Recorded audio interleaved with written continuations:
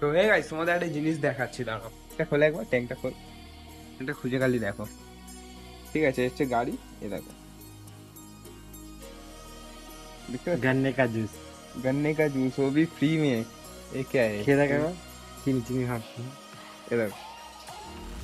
মানে কি বলবো ভাই, এখন E20 তেল বেরিয়ে না ভাই, এত খারাপ অবস্থা হয়ে গেছে। ঠিক আছে, মানে আমার গাড়িটারও সেম অবস্থা, দেখাচ্ছি তোমাদের, দাঁড়াও। এ দেখো, এটা হচ্ছে আমার গাড়ি। ঠিক আছে, এটারও হচ্ছে সেম অবস্থা। এই দেখো, এখন আমার হাতটা দেখো কিরকম হয়ে গেছে, সাদা।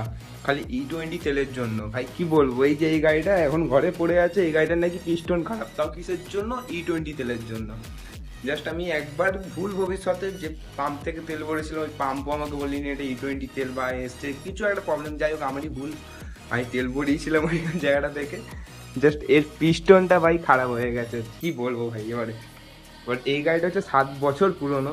ঠিক আছে, ওই গাড়িটা হচ্ছে 9 বছর পুরনো, এটা হচ্ছে 11 বছর পুরনো। এইসব গাড়িগুলোর কি হবে এবার? এখন তেল বের করছে, জাস্ট হাত সাদা।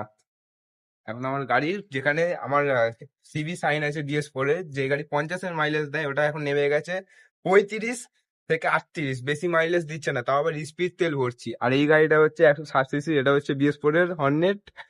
এটা দিচ্ছে ভাই, বিশ্বাস করবে না, 20। কুড়ি 20, দিচ্ছে।